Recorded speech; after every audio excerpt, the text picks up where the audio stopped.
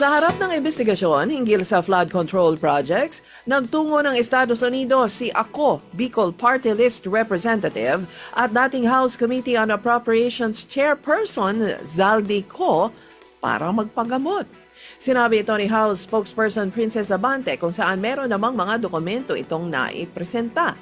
Hindi naman nagbigay si Abante ng impormasyon kung hanggang kailan ang pananatili ni Ko sa Amerika. Una rito balak na ipatawag ni House Senior Deputy Minority Leader Edgar Erice si Ko sa House Infra Committee para malaman kung bakit ang panukalang 2025 budget ng DPWH ay tumaas ng mahigit sa 100 billion pesos kumpara sa panukala sa ilalim ng National Expenditure Program. Kinundina ng 30 malalaki at maimpluwensyang grupo ng mga negosyante sa bansa ang talamak na korupsyon sa pamahalaan.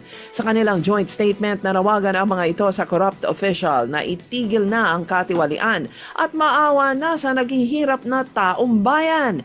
Hiling din nila sa Malacanang na bumuo ng independent body upang magsagawa ng investigasyon upang tiyak na maparusahan ang mga may sala.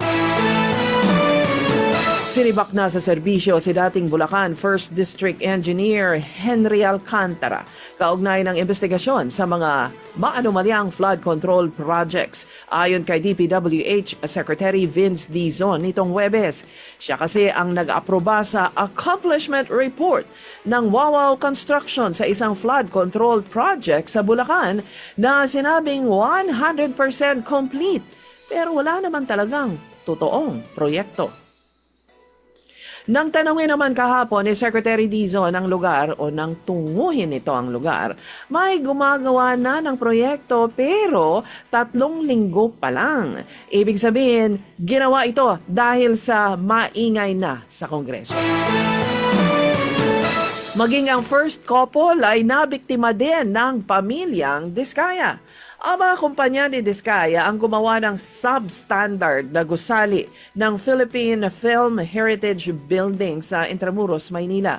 Ang nasabing gusali ayon pa kay Presidential Communications Office Undersecretary at Palace Press Officer Claire Castro ay alay ng first couple sa film industry. Dahil naman sa usapin ng flood control project, isa sa ilalim ng Kongreso sa 1 linggong pagsusuri ang 2026 proposed budget ng DPWH. Alinsunod dito sa direktiba ni Pangulong Marcos ayon kina Budget Secretary Amena Pangandaman at Public Works Secretary Vince Dizon.